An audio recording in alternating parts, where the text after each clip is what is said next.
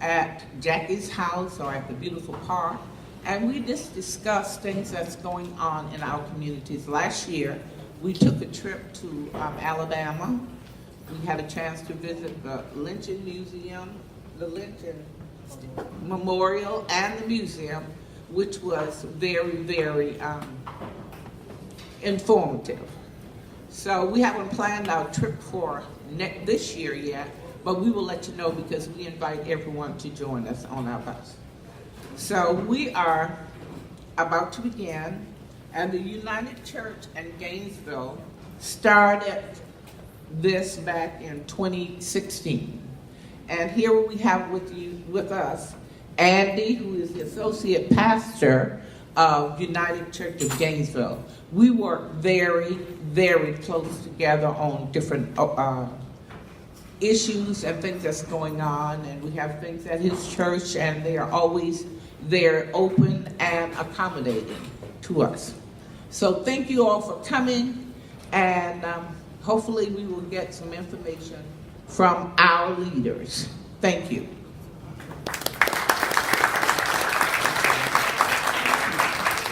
Good afternoon, everyone. Hello.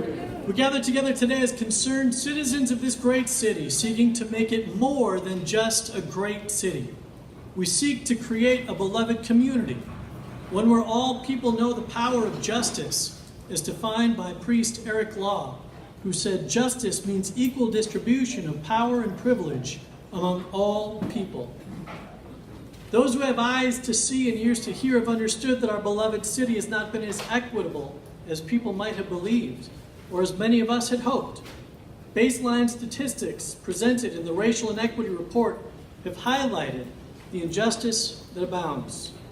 So we're grateful to your powerful organizations, the city, the county, our centers of health, our centers of education, our center of commerce, that have helped us shed light on where we are failing as a community of hope. You all took the yoke and tilled the field.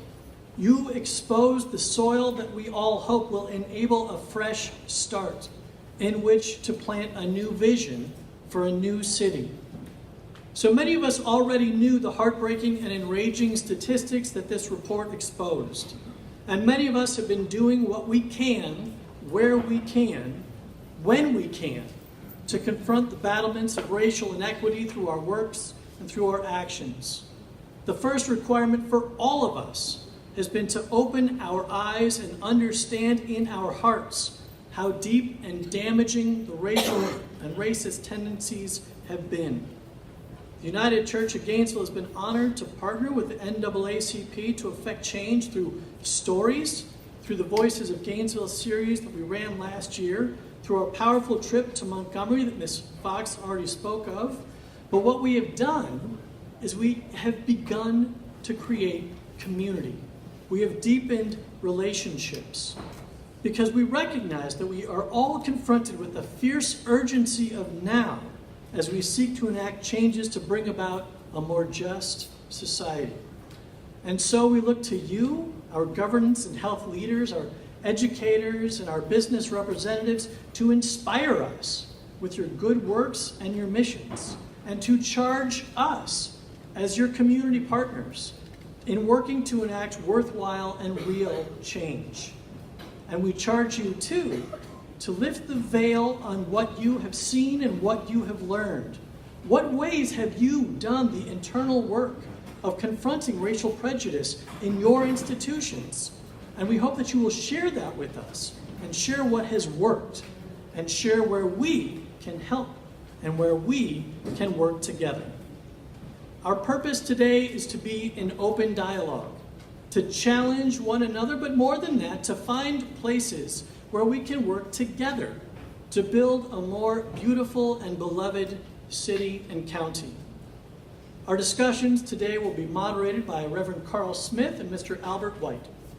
Each organization on our panel has been given a pre-scripted list of questions that you have in your packets that they've been asked to respond to. But first, each will give about a 5-minute presentation on their organization. Then we will have some continued discussion based on questions that are submitted by you. Now, those questions will be moderated by our moderators. We ask that you write your question on those note cards, and we will come around and collect them, and then we will pair like questions and similar categories, and then give them to our moderators, who will then pose them to our panel for discussion. We will end on time. And I must say, we are so very grateful for each of our participants, each of our panelists, our moderators, our representatives from the NAACP and from UCG, and from all of our partnering organizations and concerned citizens, because each person here believes that we can create a more beloved community together. And we are so grateful that you are here today. Thank you very much. Moderators? Thank you. Hello, everybody. You all are going to think you're in elementary school or something, I know, because you got a little work to do on the front page as well. We're going to be asking you to do some things there, but it's not a whole lot of stuff, but just a few things that you'll see that we'd like for you to let us know how effective this was, whether it was for good or whether it's going to be good or not, and things like that. So you'll see that on the front. We're going to go ahead and get started with this thing. Before we get going, each presenter will have 5 minutes. And we don't have anybody running for office, so you don't have to worry about that. But they're going to have 5 minutes to provide an update relative to the specific plans and actions being taken by their organizations relative to the finding of the racial inequity study that was done, and many of you saw. Presentation should address the following questions. How have the inequity study results been incorporated into your institution's plans, goals, and job assignments? I'm going to look over them when I do these because we kind of be wanting to see if anybody's smiling. Please, if you will, quantify the specific expenditures that have been allocated toward achieving the above. I thought he was smiling, but he's not. How is success in increasing equity being measured by your institutions? What are your institution's plans for the next 1 to 5 years for increasing equity? And lastly, please provide an anecdote of success that will encourage us in our hope for positive change. And I'm going to let my co-facilitator come up now. Again, thank all of you for being here. Our goal is to have an information sharing meeting that will get us all excited, not only about what's going on, but what each of us can do. We are not volleying the responsibility for racial equity improvements to this panel. They are part of the partnership that we all must play to make Gainesville greater Gainesville. So that's the role that we're asking all of you to play. To make this meeting effective, we need your help. Please silence or put your phones on vibrate so that we won't have those interruptions. Please be respectful of all of the presenters and of each other. Listen with an open mind. Value the strength of diverse input. Avoid side conversations.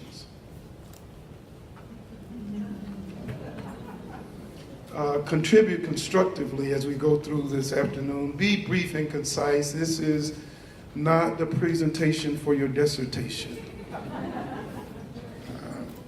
Disagree without being disagreeable. And finally, challenge ideas but not the presenters. Andy has already shared with you. We would like for you as the presenters or giving comments, if you have specific questions, if you would note them on your index card. When you completed your questions, if you would just raise your card, someone will come along and get that card. And after all the presenters have made their presentations, we will then have a question and answer period and try to lift up all of the major themes from the cards that are being presented today. We begin our presentations today by representatives from the City of Gainesville. The mayor and the city manager, interim city manager, will come and give their presentation. There's a traffic light on the wall over here. At 4 minutes, it'll start flashing.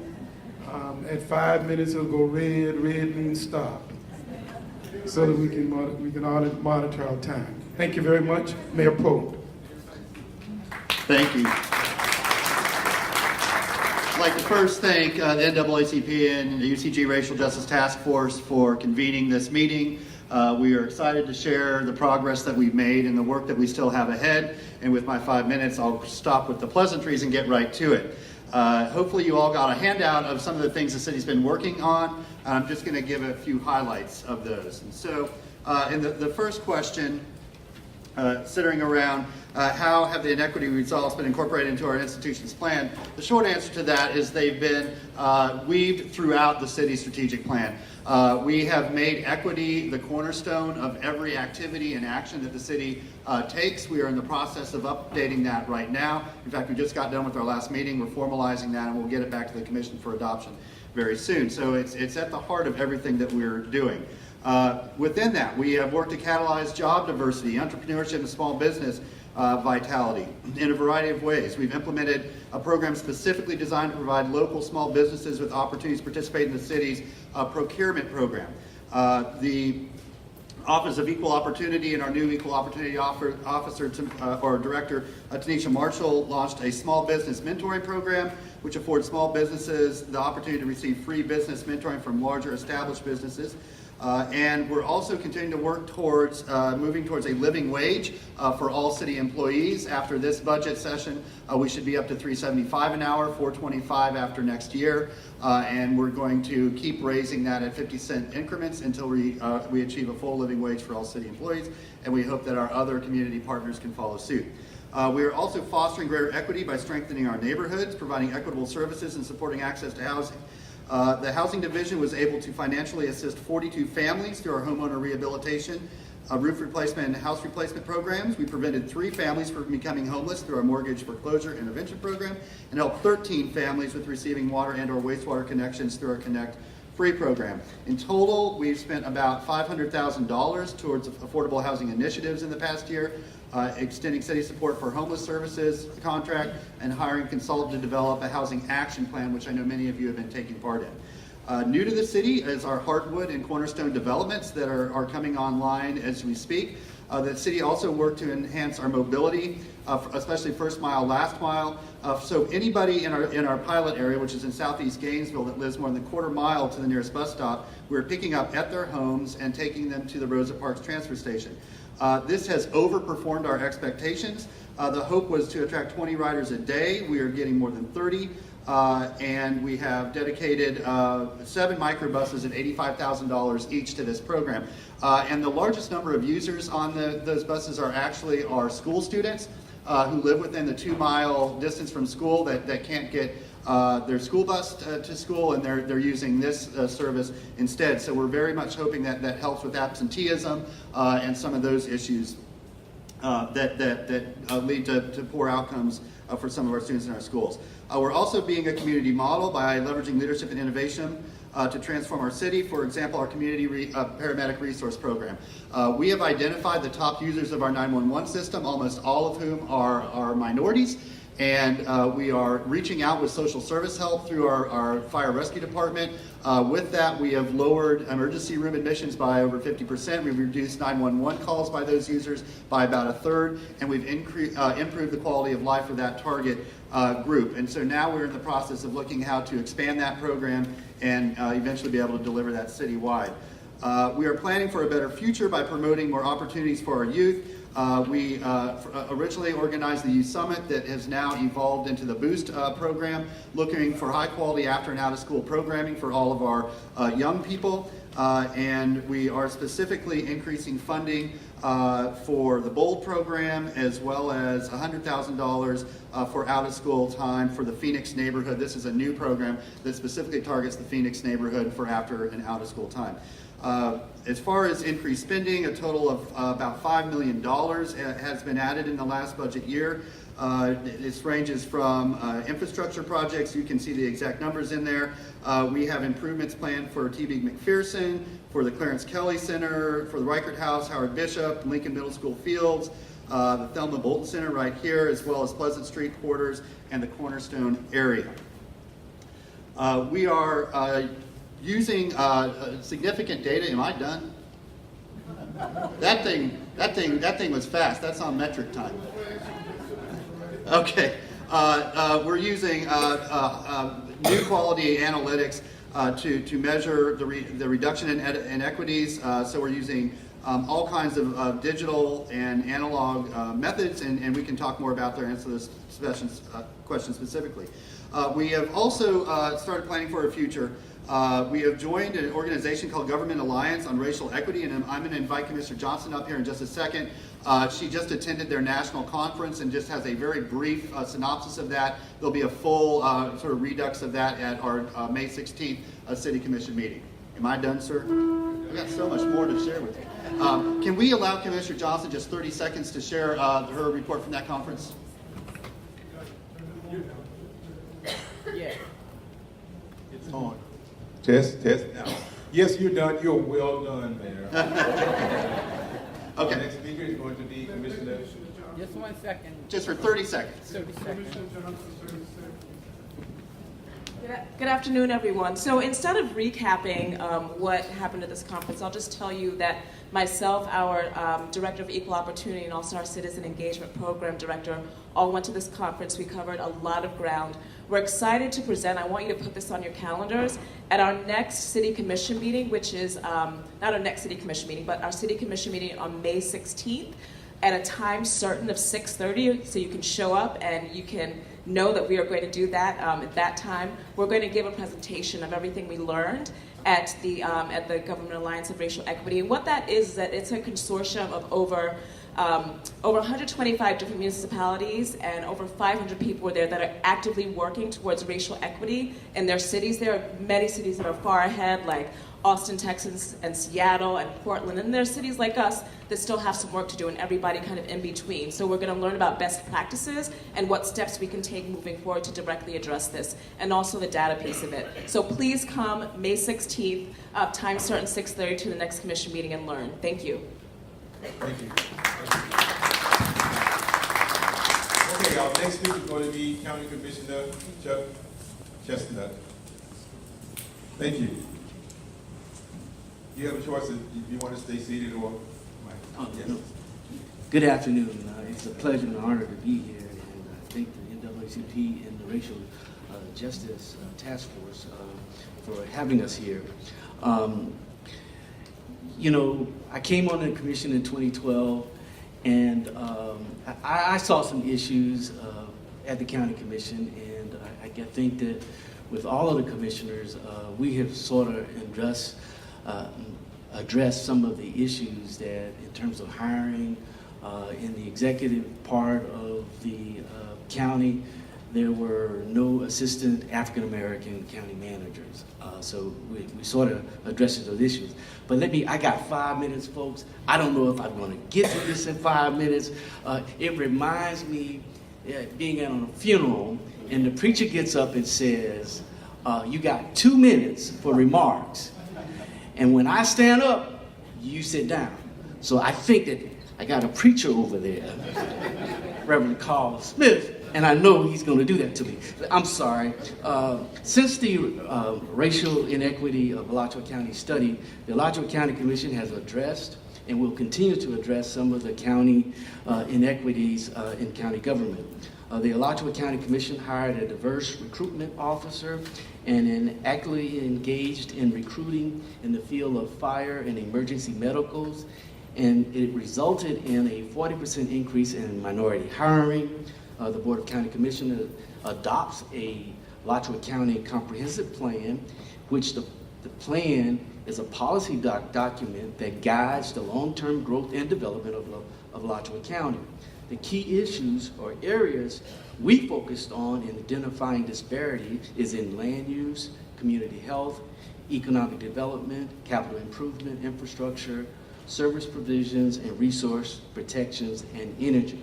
The county staff reviewed the objectives and policies in the current comprehensive plan relating to the areas such as economic, well-being, education, health, housing, and transportation, and drafted an amendment to eliminate the disparities identified in the plan. incentives for the development and redevelopment of affordable housing for low and extremely low households to locate within the proximity of major employment centers, high-performing public schools, and transit systems. Increasing access to healthcare services, co-locations of health programs and services to those who are underserved. The county also created a position for a diverse intern in 2017 to work with the Community Stabilization Program, educate parents and entertain children, and to review the department websites to recommend changes to reflect a more diverse presentation. And a new intern will be coming on in April 2019. To ensure that the department has a diverse panel for all new hires in the interview process. We thought that that was very, very important. Through the Children's Service Advisory Board, we received recommendations for programs that will impact families with prenatal to age 5, and making sure that the kids are on par by the age of 5 when they reach kindergarten. They also recommended establishing a newborn home visiting program, supporting newborn mothers across the county. The advisory boards have reviewed and responded to the Truth and Reconciliation. The Victim Services Advisory Board has concerns to ensure that identifying victims are heard and response plans are being developed. There has been an increase in suicide, particularly in youth. The Crisis Center has been addressing mental health concerns, particularly with minorities, youth, and teens suicides. The Crisis Centers will hold their second youth suicide symposium this summer.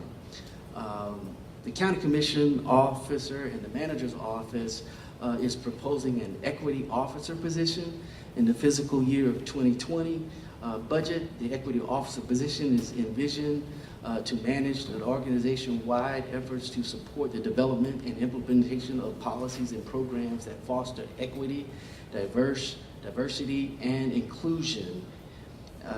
In the community relations position, that person will serve as a liaison to the citizens of the county, and also the Truth and Reconciliation process. The Equal Opportunity offices had assist with the local employees through the county wage recovery ordinance to, I'm trying to go as fast as I can, y'all, to collect unpaid wages and underpaid wages. We did an ordinance for that. We just recently, last night, did a housing ordinance that would help eliminate discrimination in terms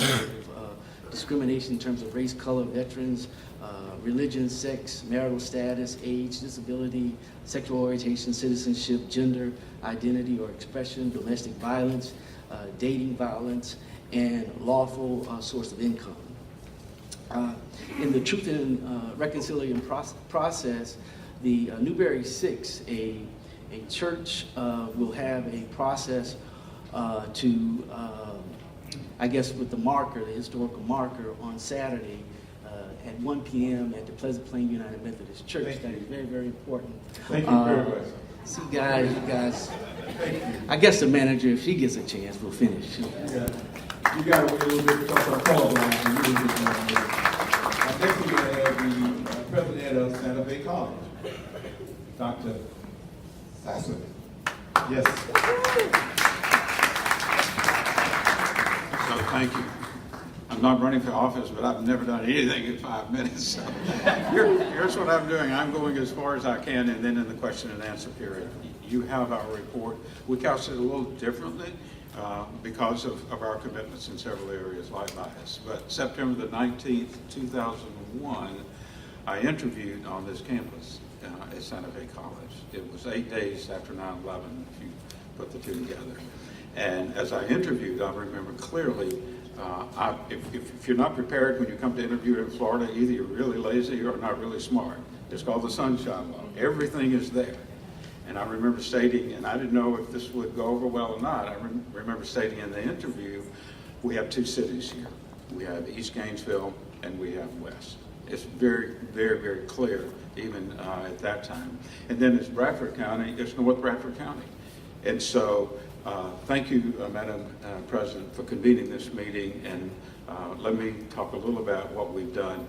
Another thing occurred when the Friendship 7 started this, and you remember I opposed it. I was like, why are we spending thousands of dollars? Why don't we just do what we know? Yes. I was wrong. I had no idea it was this bad. And it's the number of African Americans, just one number of African American children that live in poverty. It's immoral in our city and our county to have that number. So that's definitive. Please don't argue. If you're in this room to be defensive, don't argue that.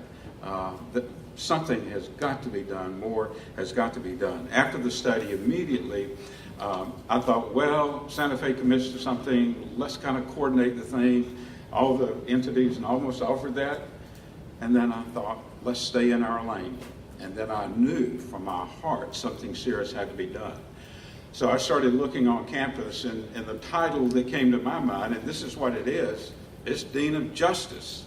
That's what we needed, was somebody to pull the resources and then add resources to our commitment that had been there for many years. And there were two people that came to mind, and I interviewed them, and one came out, and she reports directly to me. She's in the meetings with the vice president, and you know her. It's Dr. Cheryl Calhoun. She has done amazing work in this area, and we're just getting started. So she's leading our effort. An advisory committee, as has happened in the city and the county. It's easy to sit back and do what you know you should do, but it's better to be informed, and then a cadre of folks will be committed to help you implement change. Our progress is monitored. We measure everything. The reason we were number one in the country, we measure everything. And so you have the email here, so please consult that, and you'll see the results as we stay with it. Action, I call this action completed, action taken. If you sit in this room and you say you don't have a bias, well, the truth is not your companion. Of course you have a bias. And here's what, and the mayor has said in these convocations, here's what we've said at the college to every employee: you can have a bias, but you can't have a negative bias against students. And we've been talking about this for almost 3 years now. And then add that to the work of Cheryl and her committee, we will see results. There's no way to really measure where somebody violates that unless a student comes in. And most of the time, don't you? You know people who have negative biases against people. You should confront them, and at the college we do that.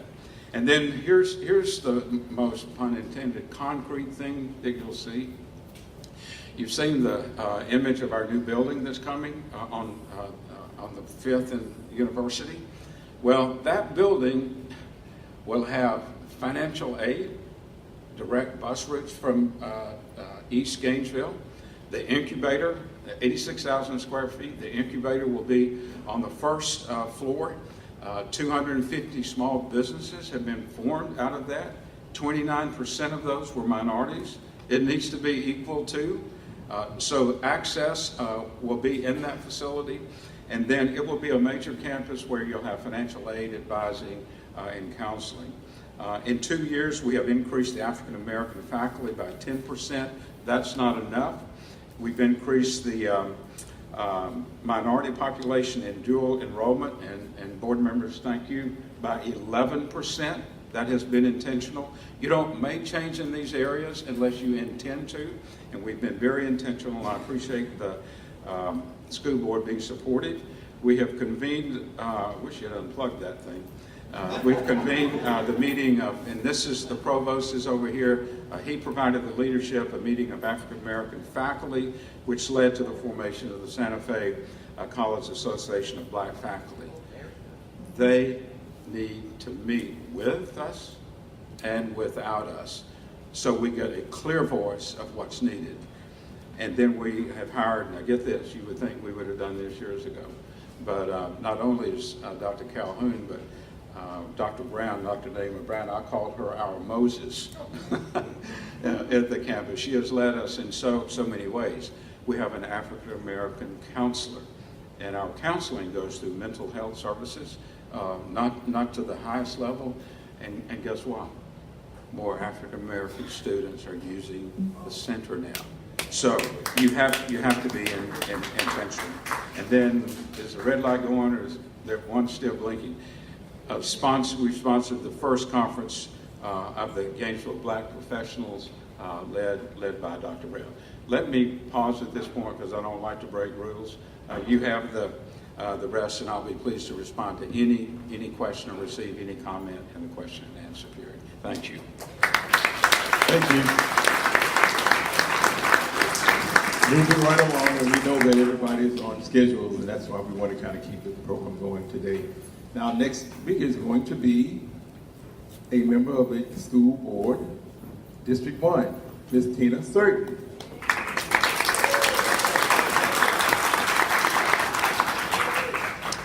Good afternoon. I'd like to thank Ms. Fox and the Racial Justice Task Force for inviting me in the absence of our superintendent. So I received the questions just recently, and I'd like to address the same 5 questions that the other organizations have answered. As was said, I'm Tina Surton, the newest member of the Alachua County School Board representing District 1. Thank you all for your support, but I would like to start out by saying that this study in inequities was not begun around education with the Friendship 7 study. There were people on the field doing this work before that study was published. There was the Education Task Force, there was Gainesville for All, there was even before us, there was Dr. Breonna Kennedy Lewis, and there were others. So around education, we knew the issues that were out there, and we knew they were as bad as the study said. We knew that. And as a result of that, the first question was, how have the inequity studies results been incorporated into your institution's plans, goals, and jobs performances? So we, as a result of town hall meetings that were had, it seems like, and the board at that time instituted or created an Office of Equity. They were deciding that they were going to tackle this. And so that was back in, I believe it was 2017, March of 2017. And then shortly after that, they recruited and hired an equity director. And then in September of 2018, the board at that time, I had not joined the board, approved their equity plan, what they called a comprehensive equity plan. The second question was quantify specific expenditures allocated toward equity initiatives. And before I knew that I would be presenting, before Ms. Fox asked me, I had spoken with our superintendent, our assistant superintendent of finance, and asked him to give me a report of the budget for the Office of Equity and expenditures that were made around that. And so it was kind of like they were rushing to get that done. And so because I got it, I didn't get it in a form, a tabular form, that we could identify the expenditures that were specifically equity related. I decided to distribute to the audience the handout that was given to me. And I don't have time to go through all of those things. I'm hoping that there were enough copies for everyone that's in the building that they could get one. But you can go through and you can look and you can see all of the initiatives that have been, where the district says that they spent money on. One in particular that I've heard very good things about has been AVID. AVID is a program where it brings college readiness, skills around planning for college, critical thinking, analysis, and they've trained AVID, what they call AVID ambassadors in each of the schools. I've heard good things about that. We've heard that Dr. Sasser say dual enrollment has been increased.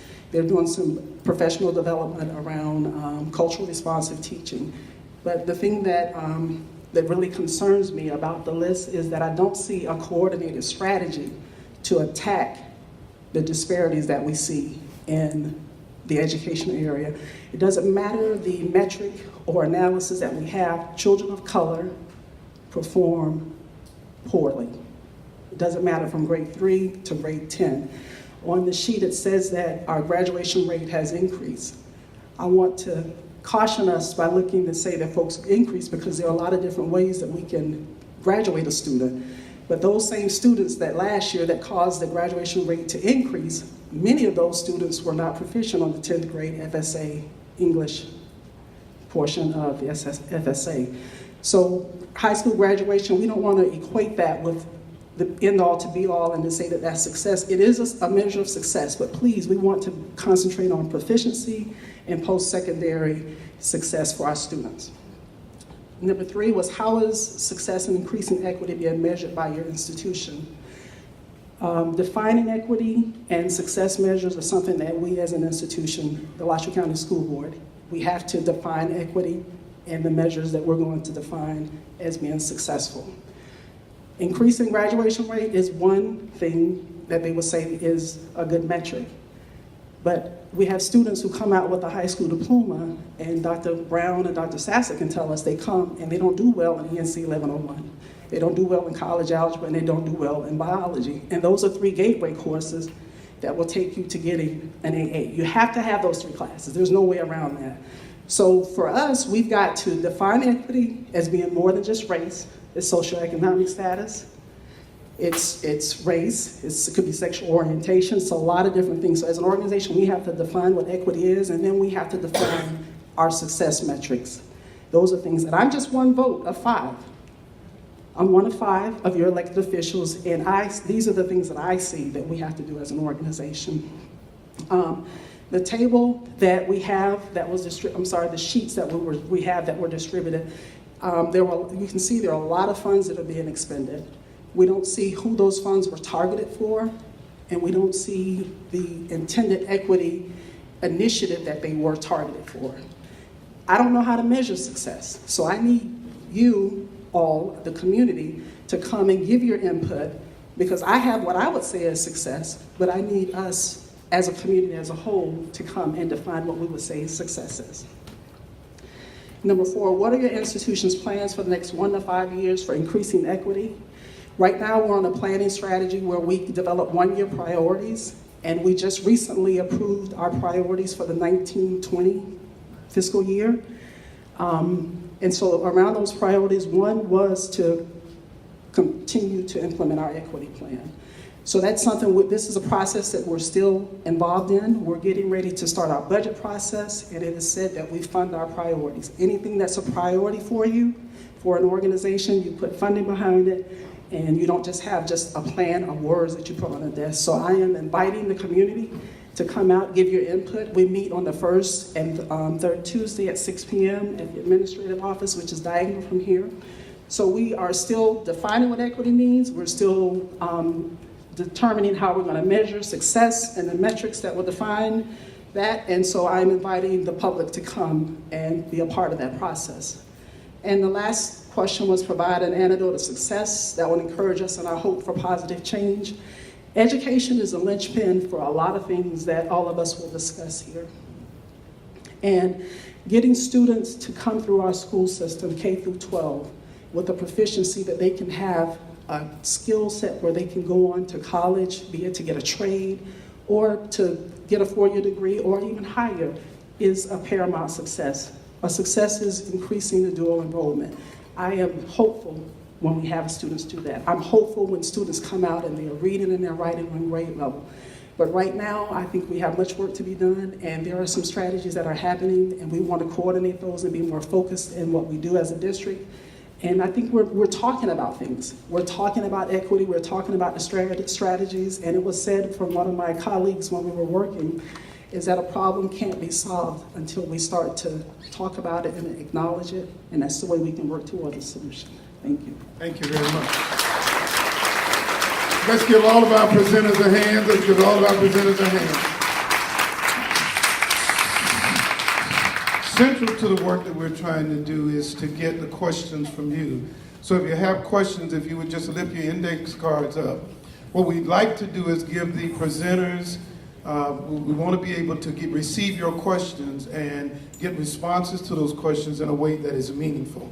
What you've heard is there are a lot of positive work going on. Give that an applause. There's a lot of positive things going on.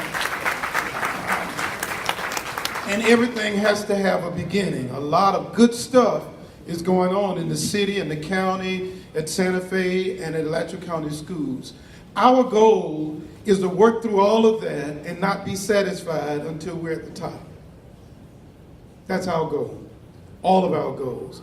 And it's going to take all of us to do that effectively, and that's why we asked you to come today and be a part of this town hall meeting and present your questions to us so that we can take some time. You just pass one. Thank you. So you can take some time and be responsive to your questions. So we're trying to gather them now and organize them in some reasonable way.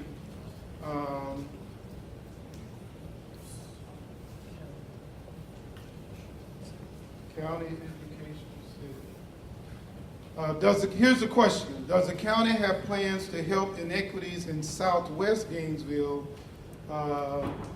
next of I-75 and Tower Road? County, that's a question for you. This area desperately needs public space for all to use across ages and economic status. So county, first question, do we have plans to help Inequities in Southeast Gainesville? Southwest Gainesville. Southwest Yeah, Gainesville. and east of Tower Road. East of Town Road. Swag. Swag. Yeah, we have invested a lot of resources the county has in the swag area, a clinic, a community center. Just recently we did a top lot park with a basketball court and some new type of innovative soft turf. So we've done a lot. We're extending, I think that's 8th Avenue through there. So we're spending a lot of resources there. I mean, I don't know if I'm answering the question correctly, but we are doing things in Southwest Gainesville. And as one can go back in years, that those areas were really, really bad. And just recently last night, we talked about some of the trash issue with some of the tenants out there and all that stuff. But that area has come a long, long way because it was full of drug activity, all kind of stuff was going on. So those areas have been addressed, and we're still working hard and still doing and still investing in that area. So unless there's some other part of the area of Southwest. Michelle wants to. And that area also is served by a neighborhood preservation district in which that community agreed to essentially assess themselves a small fee every year to utilize those funds to help improve that neighborhood as well. And that opportunity is available and open, at least from the unincorporated perspective, to place that in any neighborhood that we can use to add for those improvements. The second part of that question was a call. The writer says this area desperately needs public space for all to use across all ages and economic status. On the same card, so it's the same person. Public space such as parks and recreation centers, those types of things, team. Is that? I'm trying to get somebody to nod and say you own it, Pastor, or you missed it. I'll take either one. So, and as to that issue, as Commissioner Chestnut just mentioned, we just had our ribbon cutting on the Swag Park, and the Board of County Commissioners has just had a discussion where we'll be bringing back some more information on utilizing Wild Spaces Public Places funds to develop several pocket parks. That they want us to look at pocket parks to bring more parks to smaller parks to communities. So we'll be looking at that in the coming year. And then the third part of it was, get it while you can. Looking at development on Tower Road, again, across from Oak Hall, and they're imagining a large, beautiful park, splash pool, walking paths, to enrich the lives of the people who live in that area. This is more of a quality of life kind of question. I think as the manager said, as a commission, we will be looking at those issues to do that with the Wild Spaces Public Places funding to try to address some of those concerns in the community. Question for regarding education, Mrs. Certain. What is Alachua County Schools doing to provide and promote the need of infused Black history in K through 12? Not just for Black History Month. We are an ignorant nation of our black minority heritage? That's the question. What are we doing to infuse black history into our school system? Well, there will be a history conference here, professional development conference that was spearheaded by Dr. Deidre Houchin. She started the planning for that, and we'll have state officials in the area on May the 4th, I believe it is. And she's working along with district staff to come in and to do some professional development training for that. But that is something I also asked that during the policy workshop that we recently had, that be made part of our policy, that we could infuse black history in, and it'd be more than just done during February 28th. But there is some professional development training that's going to be happening around that, with the hope of us doing that and infusing, I agree with the question, infusing it in and not just being a 1 month out of the 10 celebration. Very good. And then for Mayor Poole, this was addressed to you, sir. Does the City of Gainesville have a policy that specifically aims to support inner city, historically black neighborhoods such as Porter's Quarter and the Fifth Avenue neighborhood? We should not be pushing poor people out. No, we agree, and the City Commission definitely has made that a priority. We want to help protect and preserve our historic neighborhoods. We've been working, we actually just had a meeting with the Historic Preservation Board to look at how we can better integrate that into more of our neighborhoods around the city. Of course, the neighborhoods got to agree to it. That's not something we can impose without the permission or endorsement of the people that live there. But definitely looking at ways to reinvest and allow for renewed investment in older traditional neighborhoods, while still making sure that they are able to maintain their character, and people who want to continue living there are able to do so. And then a related question, and maybe answered by several, how are you addressing economic growth in the low-income minority communities while protecting these communities from gentrification? Yeah, so that's a major part of two initiatives that the city has going, and I'll talk about the policy, and then perhaps the city manager can talk about the sort of implementation or what our staff is doing to do that. So the first new effort to really address the economic inequities that we see in parts of our city is through the reformation of the Community Redevelopment Agency. And so if you've been following this at all, the Community Redevelopment Agency will, if approved by both the city and the county commission, the city will be looking at the draft ordinance for that new CRA at our May 2nd meeting, so about a week from now. And then once we approve it, it'll go to the county for approval over there. What this does is take down the lines in between the different CRA districts, so we'll be able to really focus and target the money raised in that area to the areas most in need. Right now, the area that raises the most money needs the least help, and the area that raises the least money needs the most help. So we're going to be able to sort of invert that entire system. And that's going to be targeted at housing, economic development, infrastructure, all of those things. And then the second one is our renters' rights process. That subcommittee will be sunsetting and finishing their work within the next 2 months, and then that will come back to the city for consideration. And that will make sure that every single person lives in a safe and energy efficient home, whether it's they lease a house or an apartment. And that will hopefully get rid of a lot of the inequities that we see in substandard housing in many parts of our city that have seen disinvestment. So I'll add to the mayor's comments about the new singular CRA. So part of taking down the walls in the CRA model is to aggregate those funds so we can focus on the areas who need it the most. And for us at a staff level, that means really making a different decision about what the CRA actually looks like from a physical, right, where they're located. So the plan is to move that entire CRA team to the GTEC building.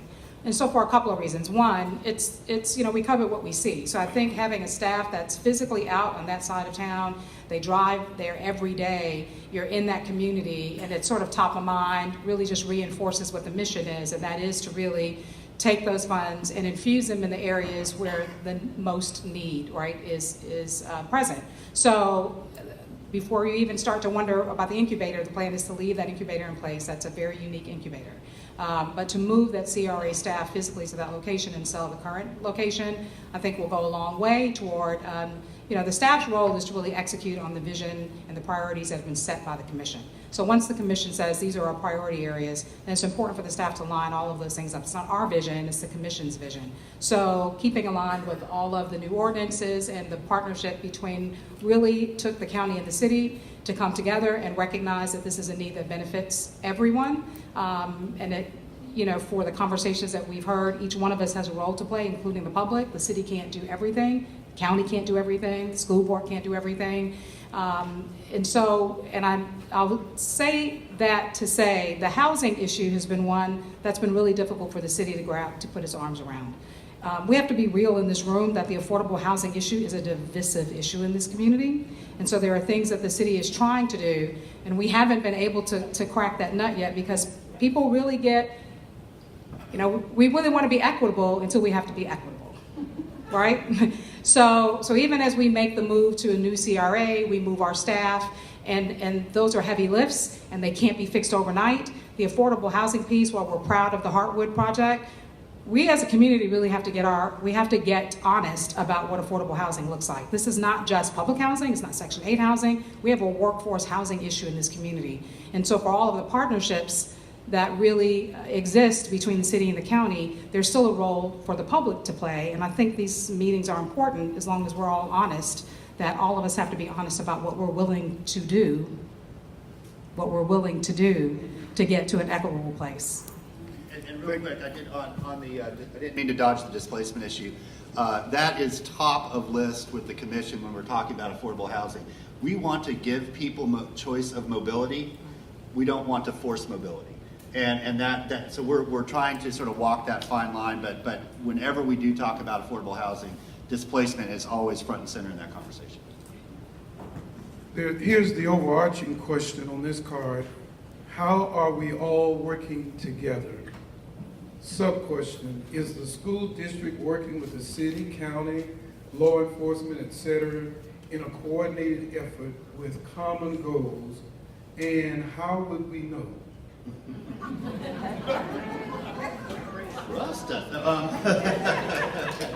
That might be the best question that gets asked today.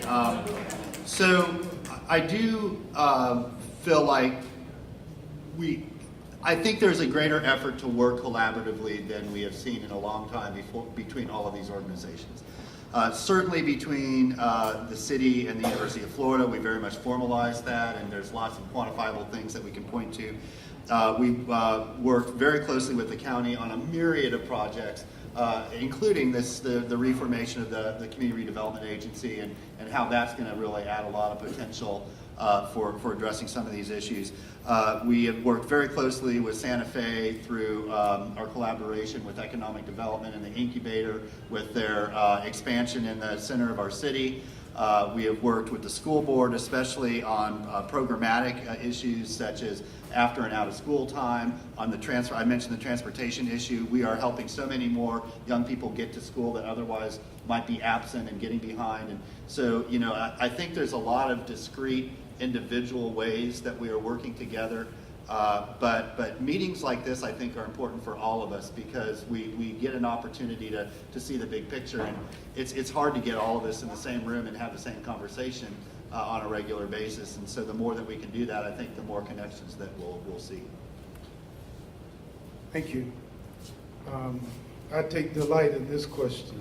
How can I, as a new minister to Gainesville, help in this project? Please see me immediately after this meeting.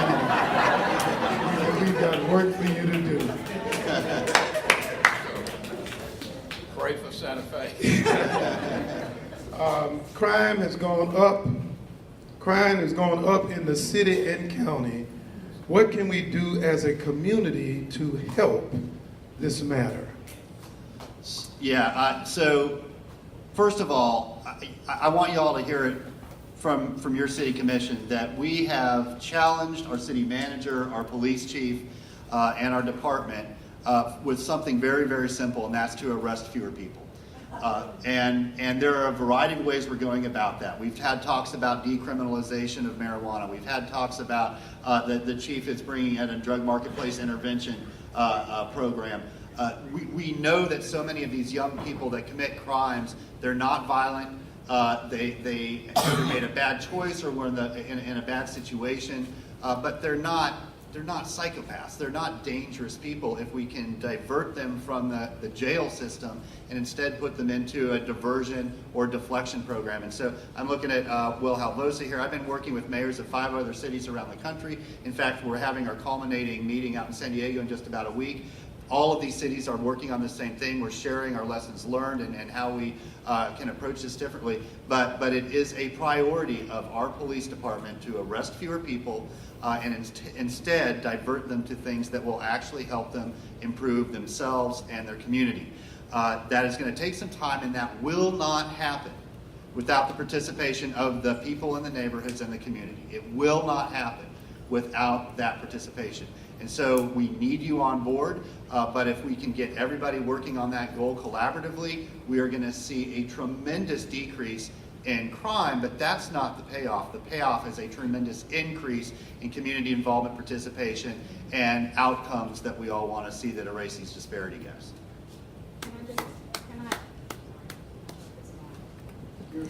Yeah, it's on. Okay, so I just want to add to that and take just the other side of that angle is just recently, and you've probably read this and seen it on TV. So the city has been meeting for the last couple of weeks with the Greater Duval neighborhood because we've had 2 unfortunate incidences in that neighborhood, and it's really underscored by a myriad of issues, right?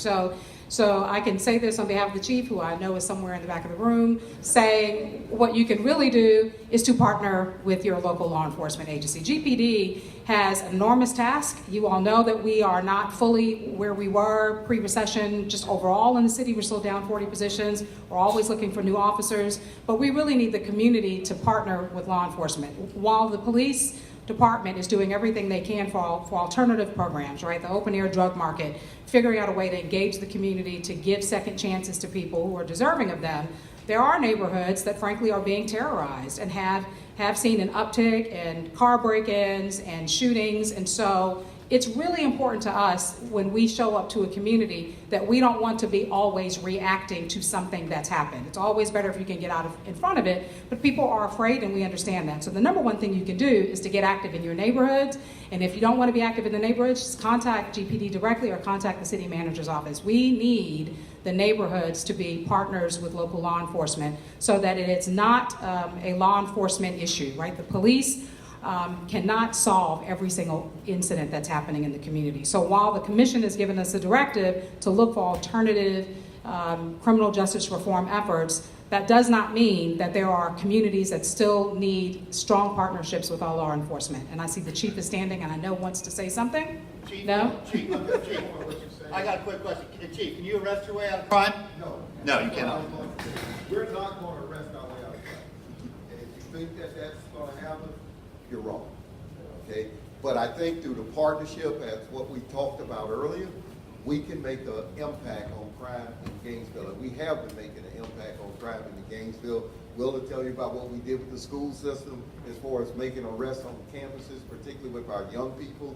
And the drug market intervention, this is something that I brought to Gainesville. We're in probably our 4th month right now, but I hope to see some tangible results. And we started it where at?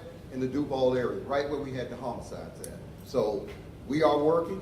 I'm always looking for innovative strategies. My doors is always open. Please come.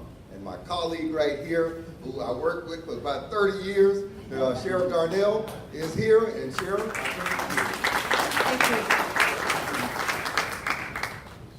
to you. The issue of crime in this community is a huge challenge for all of us.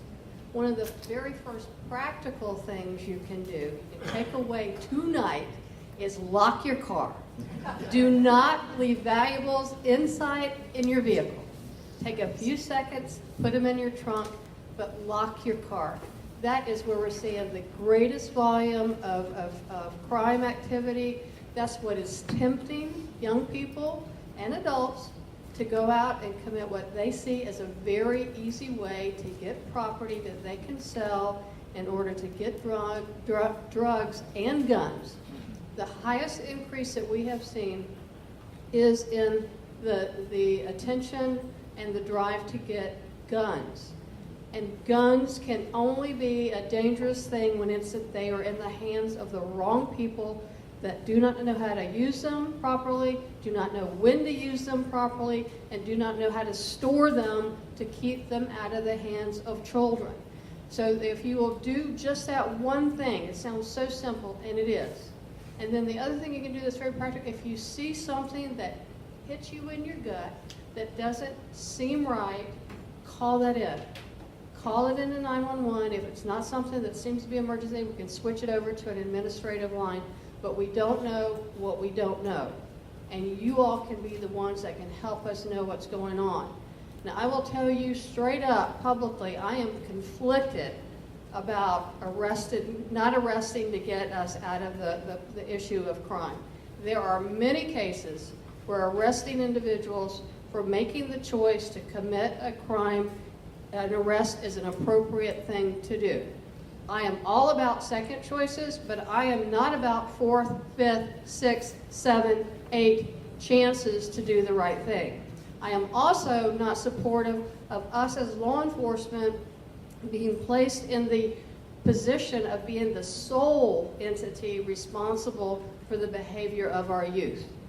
Will Hovolsa spoke today at a luncheon with the Noble Group, of which I'm a part, and we talked about the role that we have unfortunately been forced into to be the parent in too many situations. Where youth, siblings, brothers, sisters used to fight, we are now being called by the parent to take that child somewhere, get them out of my house. And we cannot solve that situation by arresting a child. So we have got to work together. We've got to continue to have this dialogue. We've got to continue to have a great community, because there is no better place. For those of you who know me, have heard me say that there is no better place than at Alachua County and the City of Gainesville, because we've got a committed group of residents and a committed group of people that know the right thing to do, and they will do it in the best, most collaborative way.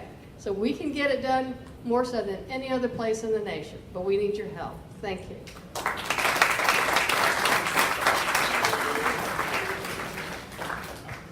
Believe next to a house of worship that education is a pathway.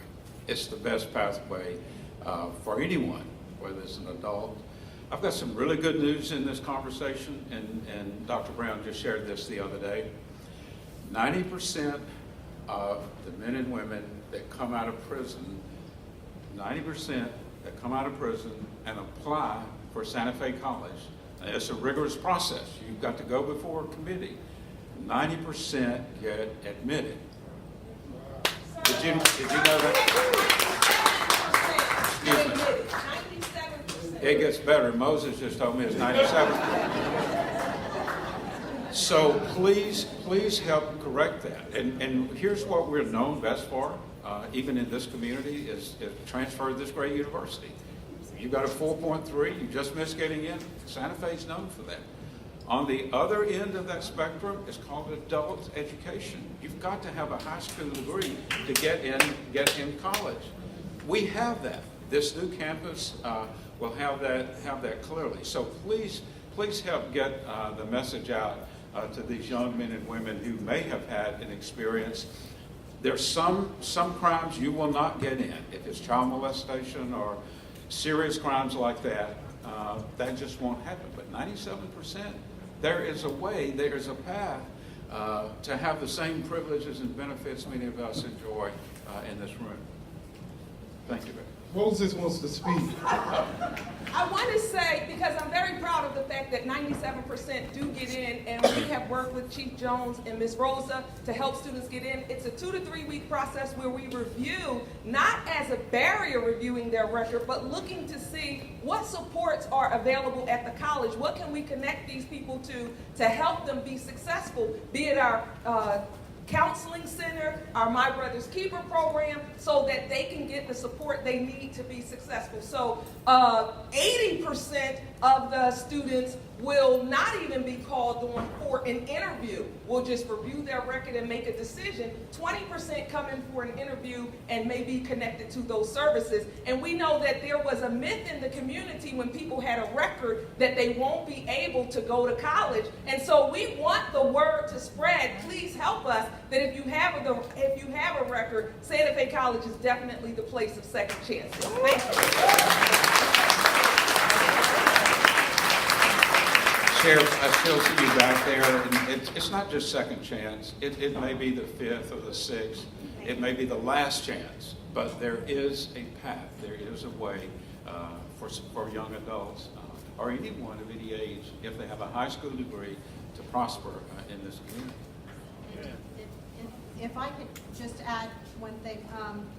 As far as Alachua County, the county spends more than $11 million annually for our court services program.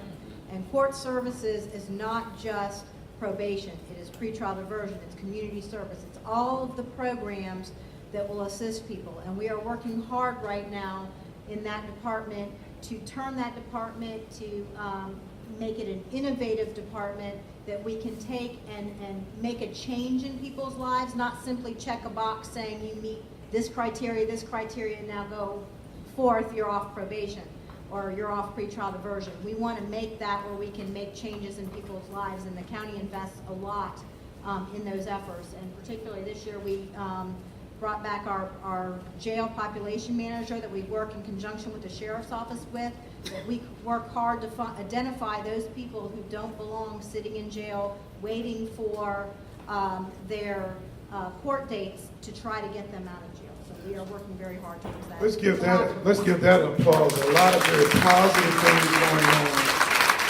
to help people who made some bad choices get back to a quality of life. That's outstanding. There are a number of questions to the school board about implicit bias, training, equity and resource distribution, and vocational training. Can you speak to these issues, school board? Wow, I should have had staff here. So there has been implicit bias training, professional development that's been rolled out to staff over the past couple of years. So that's that. Vocational training is not what's done here. It's called career technical education, and we have lots of programs that are located around the district as well as at Lofton Center. A lot of the programs I find at Lofton seem to have low enrollments because I think the school has a stigma attached to it, but traditional, what I know is vocational, like electrician, carpentry, HVAC, plumbing, those programs are not offered through the district. They're offered through an apprenticeship type thing with Santa Fe College. So I think through the dual enrollment, students can take part in that if they want to do that as part of their high school career. But true vocational education as we knew it from old, like when I was in high school in the 80s, that's not what's happening now in our district. But there's the focus on career technical, and there are specific rules around state funding and all for that. But those programs are offered career technical, and the vocational piece is offered through Santa Fe and our Career Source Center. So please help with, and we're working for this next year, transportation. I mean, we have one of the best facilities, best programs, new facilities at Santa Fe, but students have got to get there. So with the transportation RTI, if you would, please support that. And of course, we got the fee pass, like UL students can ride complimentary, so can ours as well. Because to build another vocational entity in this area makes absolutely no sense. If we don't have it, tell us. And please do this. Please don't think of vocational education as less than.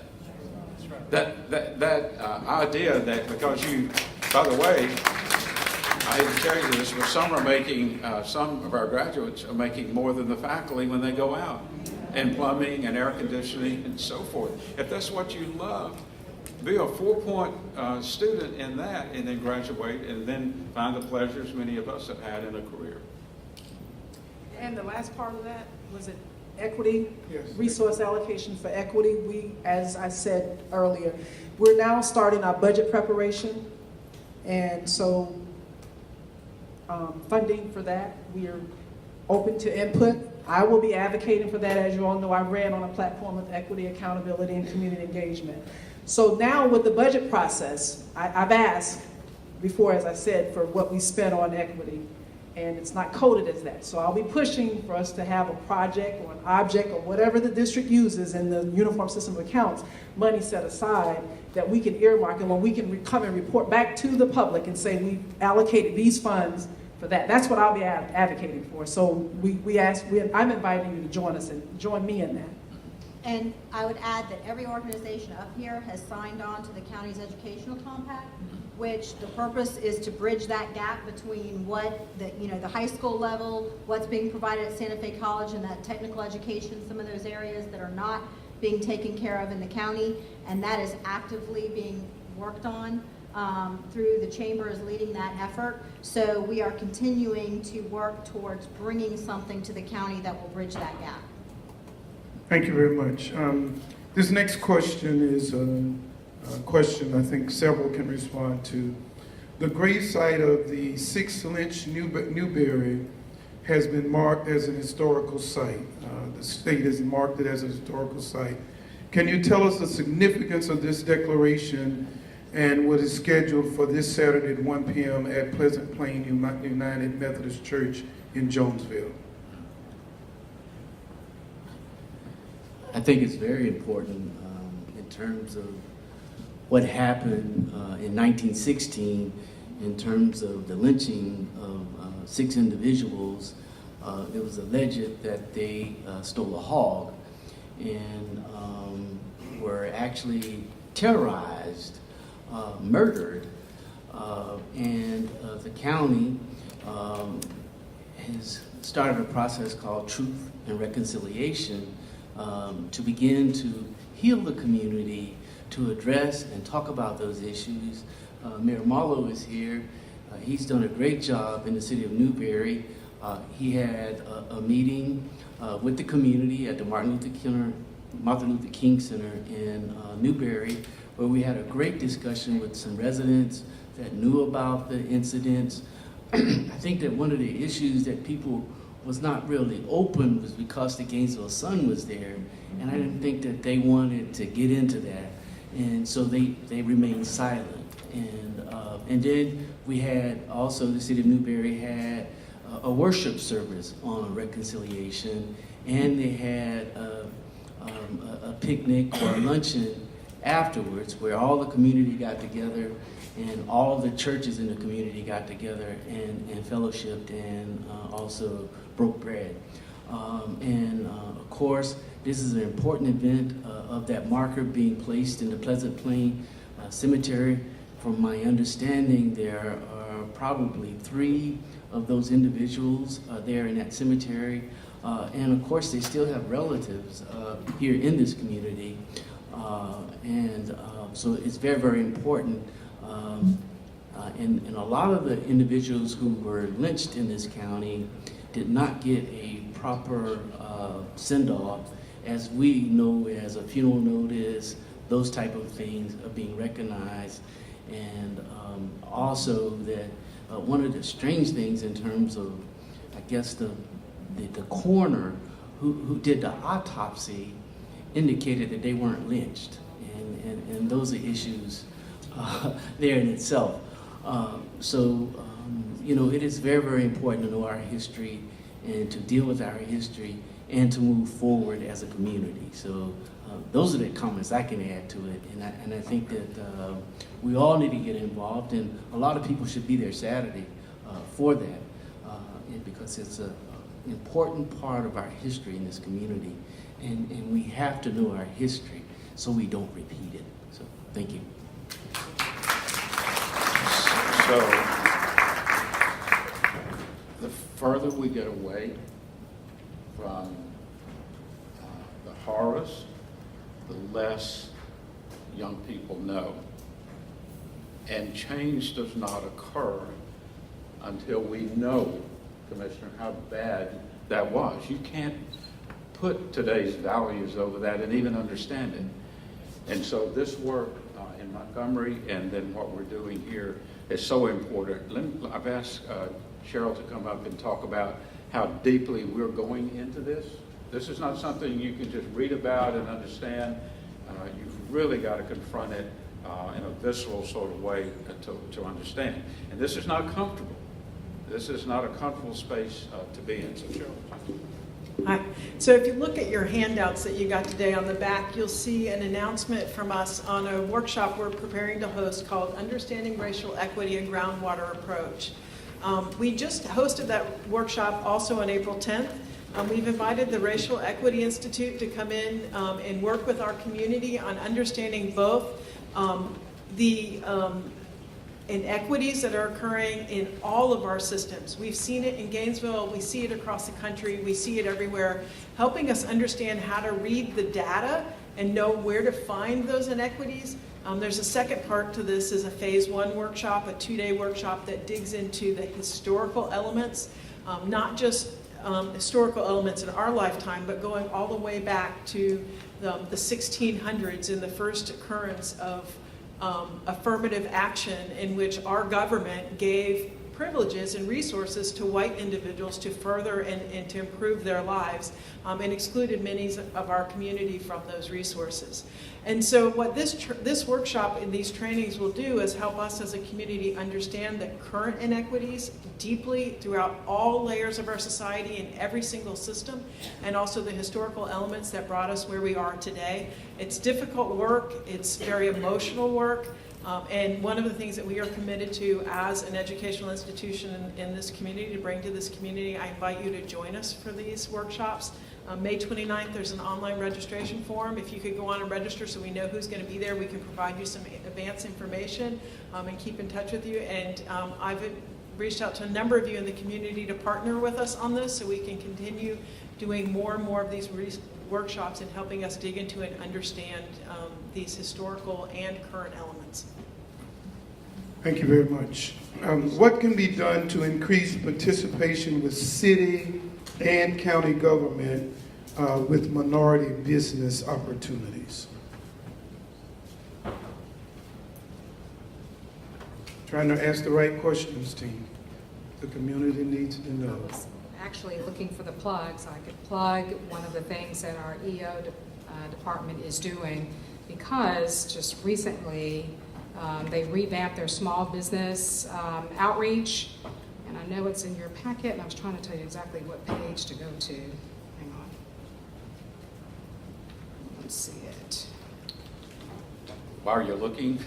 Yeah, so here it is. It's page 2. If you look at that. So there are a couple of things that the city is doing, and frankly, you know, I think what's important to note is, you know, I think we all answer these questions to the best of our ability. I don't want anyone to leave this room under the impression that because we speak to it, or because we've hired a position, or because we've included it in our strategic plan, that it's solved and settled. It is far from that. So I want to bring to your attention, however, that in April 2019, our OEO relaunched its small business mentoring program. So, it's important, but it's also important to note that we have a huge disparity in the number of minority businesses that can even compete for contracts, for a whole host of reasons that have a lot to do with just historic levels of non-engagement by the city in terms of actively going out and making sure that those businesses have the right training and the right resources. So we have a new OE director who relaunched this small business mentoring program to really get to the core issues of historically what has been an underserved population in the city. So in the first year they partnered with, you see it in your packet, I won't read from it, but I will say where we are with the number of minority businesses is not where we should be, frankly, for a city this size. It's the same problem that I see across our workforce. So, because one usually follows the other. So when you look at our 2,400 employees at the city and you just look at the demographics of who's working there, We have a serious gender gap to close. We are far overly represented by white men. That's just the truth. General government, I think, has parity with African American representation. 28% of our workforce is African American.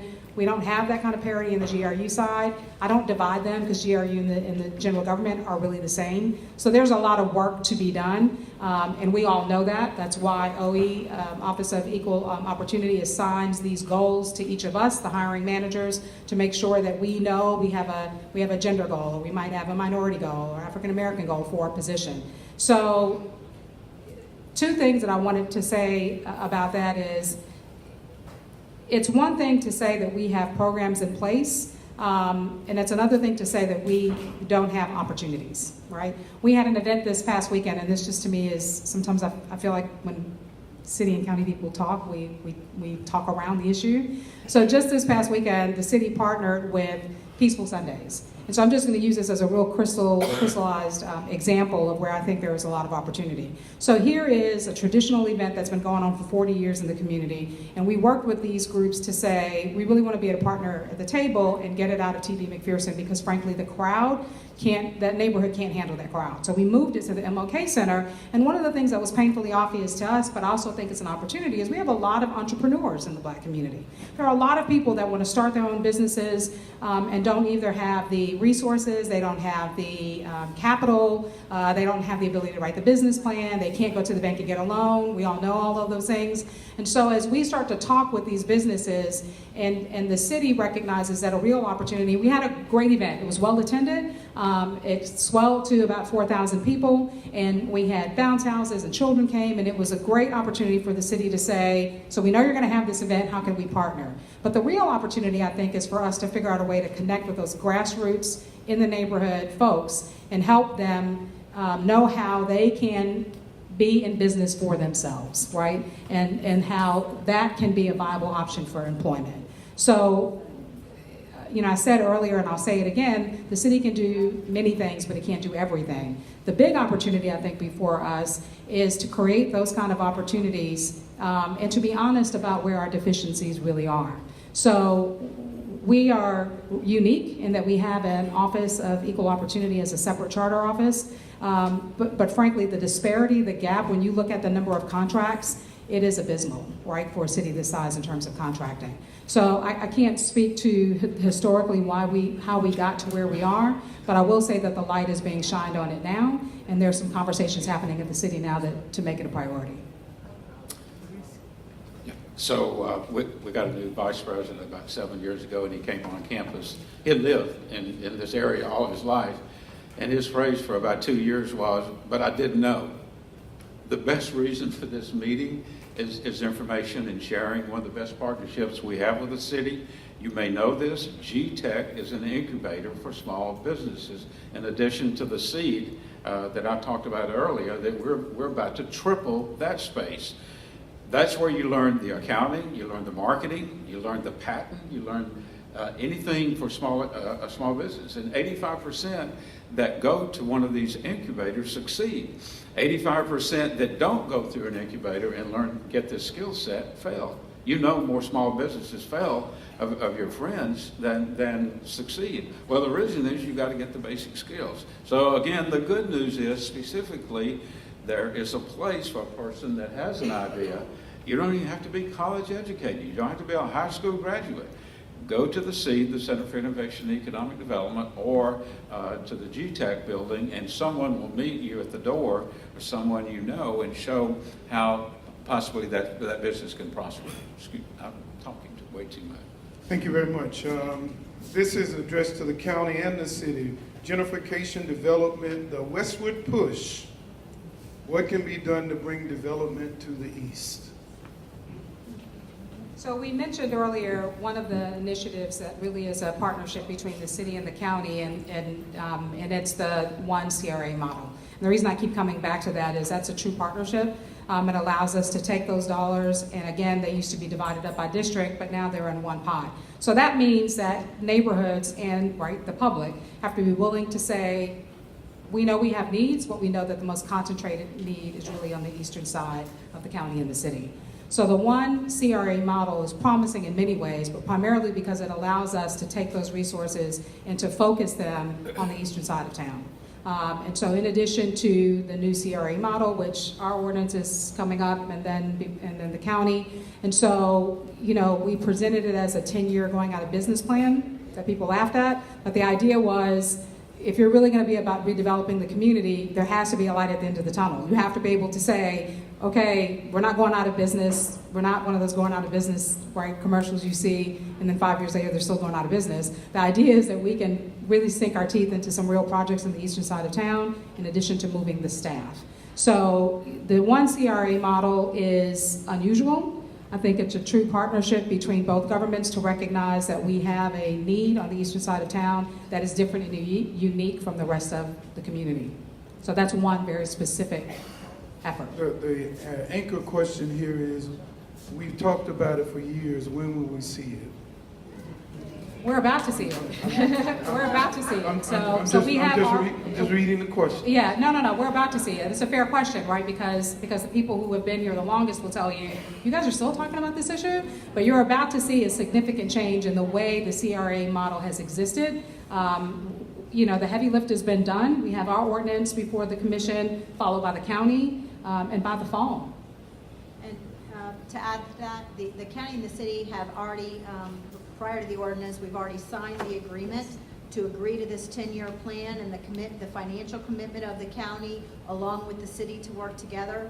The county commission has several times stated its commitment to the redevelopment of the east side, including an event center of some sort at the MLK and 8th Avenue area, along with the improvements to the MLK or the Waldo 8th Avenue corridor. In addition to that, the county has set aside some funds in that 10-year plan for unincorporated areas that are also in need, that we can use that CRA model to help us in the unincorporated areas that surround Gainesville proper. In addition to that, the county has invested a lot of money on economic development in the East Side Waldo corridor area. Our eco-industrial park, which we just broke ground on, the county commission has already spent more than $2 million on the horizontal infrastructure, the electric, the plumbing, in a you build it, they will come effort to attract manufacturing, high-paying wage jobs to the community. With that area is adjacent to the Levita Brown transfer station. It's for waste-based and recycling type businesses, and as part of that, we've actually developing our own incubator in a partnership with the University of Florida to bring those waste-based businesses to that area. So we're working heavily on economic development along that area, including with the former fairgrounds site, now that we are moving that out to the Newberry area. So we are working heavily to bring jobs to the east side, along with the economic redevelopment of the east side that we have committed a partnership to partner with the City of Gainesville to do.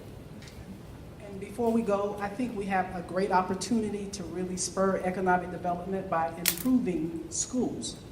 High-quality schools drive economic development.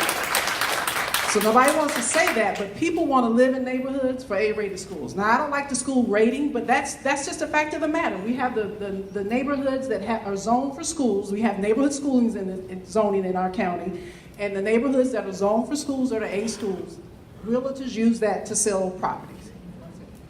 Leasing agencies use that to lease properties. So the quickest way to spur economic development in our county and in East Gainesville is to improve the schools. The schools that are in East Gainesville are low-performing schools, chronically low-performing schools. So that's a challenge. That's a challenge for my body. We want to help our community. Let's put the resources there, put the people there. Let's do what we haven't done in the past. Let's not keep doing what we've been doing in the past. And let's improve the schools. And we improve the schools, East Gainesville will boom. And when people buy property in those areas, businesses will come. Because they'll see that people want to live there and it's a thriving area. I'm telling you, schools are what drive development. I'm not a realtor, I'm an accountant, but I mean, that's what I read. I read the book.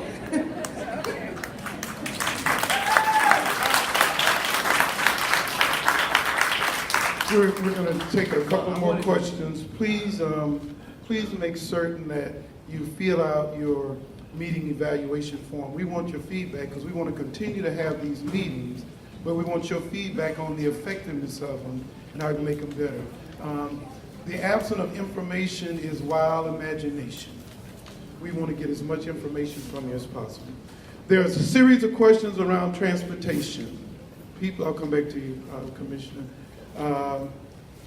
Talk to us about transportation, concerns for students to get to Santa Fe, to get to the vocational training programs that were mentioned, because that is a barrier for those persons living in the east sector of our town. And it's an equity issue, and that's why many students resist signing up for dual enrollment. Yeah, well, I know when my daughter, she dual enrolled her senior year, we ended up buying a car because our neighborhood was not accessible easily from by RTS. So, and the district doesn't provide bus transportation, so we had to get a little car. It was worth it, but everybody can't do that. There is, I hear it when I attend all these community meetings, the citizens in the East are saying that RTS does not service them adequately, and that prevents them, having to take a couple buses to get there. I applaud Santa Fe for working out the situation where our Santa Fe students can ride the bus for free, the same way as US students do. But for just the general working population, the microbus situation, that was a good solution that came out. I think to hear that it's being used, that's very good. But we really do have to improve our public transit for certain sectors of the town, because in certain Southwest Gainesville, the students, they can catch a bus in a few minutes and be where they need to be. And that is a barrier if you don't have a car. You know, if you don't have a car and you can't get to work on time, you got to take your kid to daycare and all that stuff. So as a community, we got to try to figure out some way where we can provide public transportation for folks that live in underserved areas. So thank you for that. So she's referencing the first mile, last mile program, and it's actually on page 3 if you want to read a little bit more about it. So it's a pilot that we have implemented using these microbuses that we thought, would be 20 riders, right? It's been more than 30. And it's been a phenomenal tool. Obviously, it is not an end-all be-all, right? It's a pilot, and it's for us to recognize that there are other transit solutions that we need to put in place, particularly on the eastern side of town. So the microbuses will pick people up. Students have been using them, but frankly, it's been more than just students using them. But if you have more than a quarter mile to a bus stop, you can take these microbuses. There is no charge for it, and it's been wildly successful. So we're in talks now. We're actually right now in our budget discussions about running this pilot and expanding it. I don't know, frankly, that we can make that commitment in our current budget year, but we certainly are using the data that we're getting from the ridership and the feedback that we're getting from the community that it's serving, that when you have that many people, more than 30 who are using it on a consistent basis, then clearly there's a need. So we're in those current conversations right now. And also, the city and county works together with the MTPO to provide funding for those bus routes also.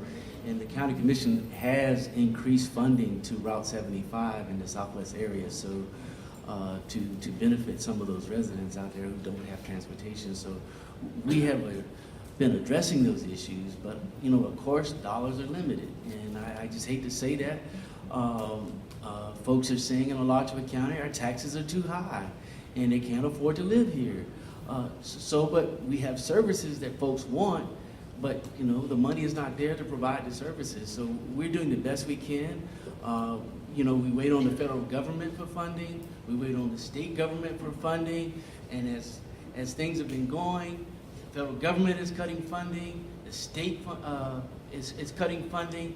So then it puts pressure on the local government to provide those services or enhance services we can't afford. So I'm just being honest and real with you that there's an issue, and we need to start putting more pressure on our congressmen and our state representatives to get them to get off the dime and do something. Thank you.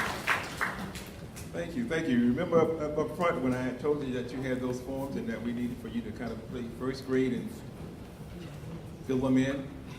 Put the signs there that you need to. We hope they all be things that we can use those. But anyway, the yellow sheets, if you would, those surveys, please fill those out. And if you will also, would you give our panel a hand, please? They really work. Good job. Now there are two terms I want you to think about, right? Inequity and equity. That was the word today. Those are the words. And if you got anything out of what we did today talking about those two, could I hear an applause for that? Thank you. Now we're going to bring up a person who is really a staunch in this community. She is the president of the NAACP, and she really drives you. I can assert to that. She does. Anyway, Ms. Evelyn Fox is going to come up, and she'll be followed by Andy, but the president of the NAACP, Ms. Evelyn Fox. Thank you. I first would like to acknowledge the mayor of Newberry. The mayor of Newberry, who is having the event at Liberty Hill on Saturday, dedicating the lynching of those 6 people. At Pleasant Plain, excuse me. So let us all try to go out. This is a very important event for us. Thank you. There are many questions I was given about why certain people are here.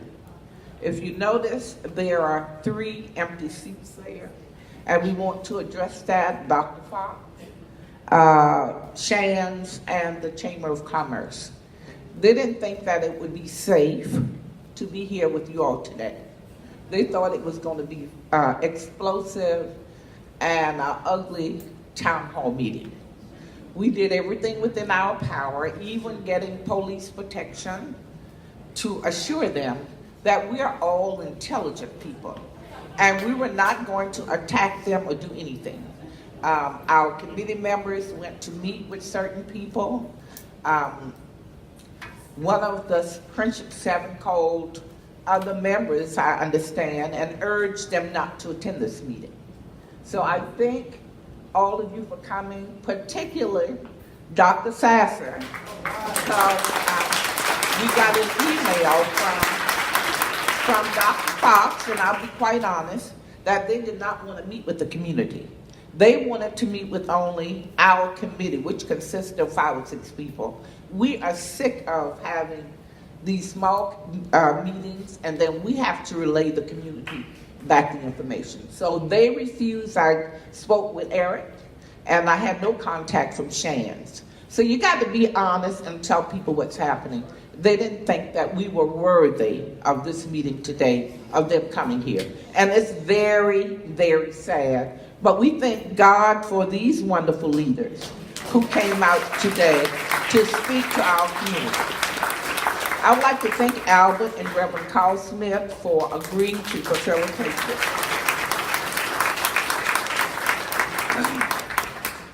The other thing is, we would like to thank our committee members, especially Meg, who did everything. I had nothing to do. She is a go-getter. She is my best friend, and all I have to do is mention it, and believe me, Meg will get it done in a quiet way. And thank you, Hutch, for providing all of the sound equipment. We didn't have no expenses here. So my question to this audience is, where do we go from here? We've had the discussion. We are concerned. We just want answers. We want to work together to make our city and our county a better place. And we cannot expect our leaders who are here today to do it by themselves. We have to commit ourselves to working with them to make our community better. That's the bottom line. So where do we go from here, community?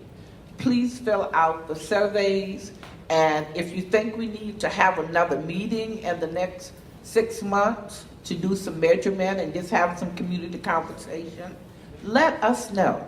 And I'm sure these leaders, and hopefully the other ones who didn't think it was worthy of coming here today, will join us the next time. So let us know what you think. If you think we should, let us know.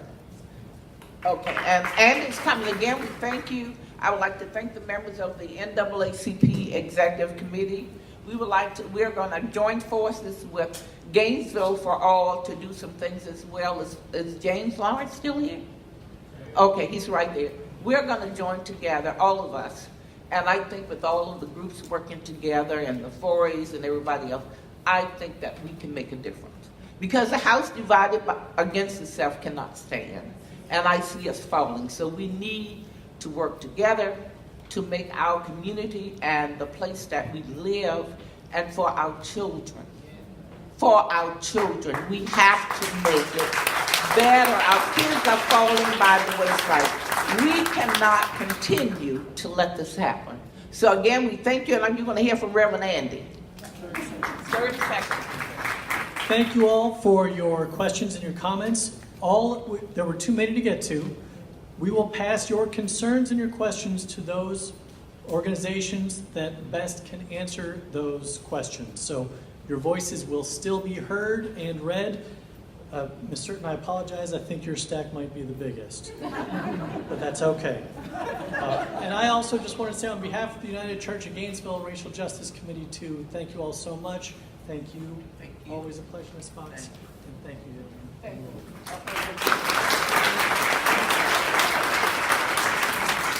Thanks to all of you. Please be safe on your travels. Success looks like a community that has a quality of life for everyone.